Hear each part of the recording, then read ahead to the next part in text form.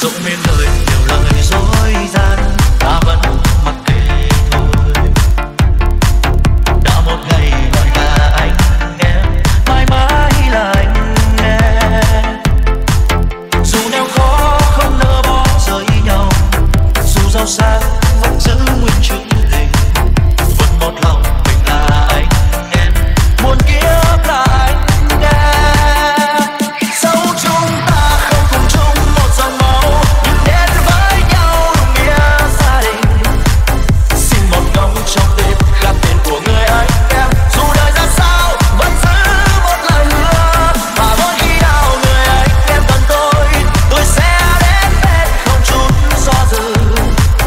Trong cuộc sống hôm nay rất có tìm được người anh em, đừng vì lời ra anh mà để đánh mất hai từ anh em.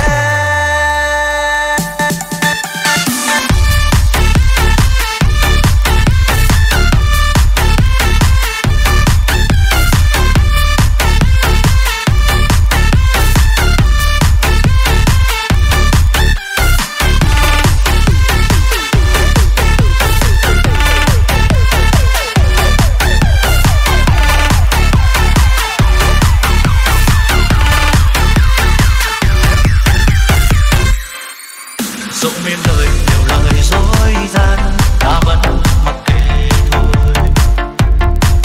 Đã một ngày gọi là anh em, mãi mãi là anh em. Dù nghèo khó không nỡ bỏ rời nhau, dù giàu sang vẫn giữ nguyên chữ tình, vẫn một lòng mình là anh em, muôn kiếp là anh em. Dẫu chúng ta không cùng chung một dòng máu, nhưng đến với nhau đúng nghĩa gia đình. Xin một góc trong tim gác tên của người anh em, dù đời ra sao vẫn giữ một lời hứa. Và mỗi khi nào người anh em cần tôi sẽ đến bên không chút do dự.